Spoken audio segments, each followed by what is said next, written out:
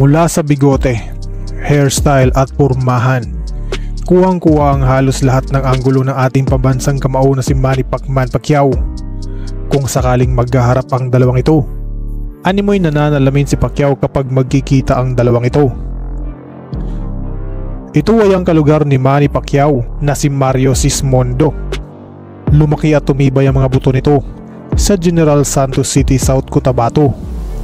Katulad ng kanyang iniidolo ng sobra, naikipagdigma itong si Sismondo sa larangan ng palakasan, ngunit sa ibang uri ng combat sports. Kung si Manny Pacquiao ay sa boxing, si Mario Sismondo naman mga bossing ay sa MMA.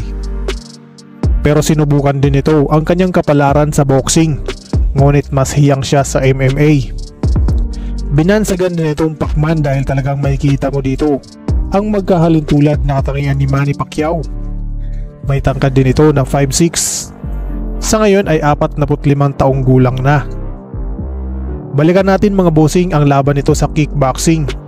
Unahin muna natin ang laban nito laban sa isa pa nating kababayan na si Patrick Manicad. Huwag na natin patagalin to mga boss, bakbakan agad.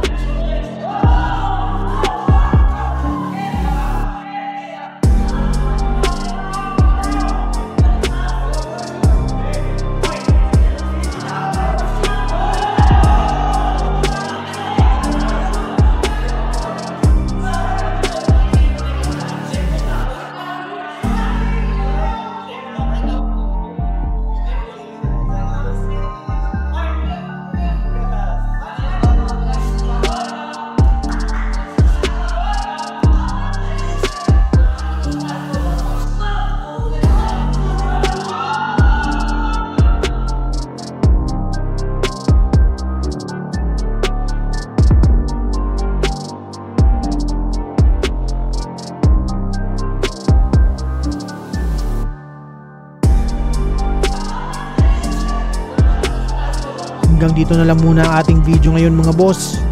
Kaya kung ngayon ka palang napadpad sa ating munting channel, mas maganda kung nakasubscribe ka na para lagi kang notify sa ating mga bagong uploads.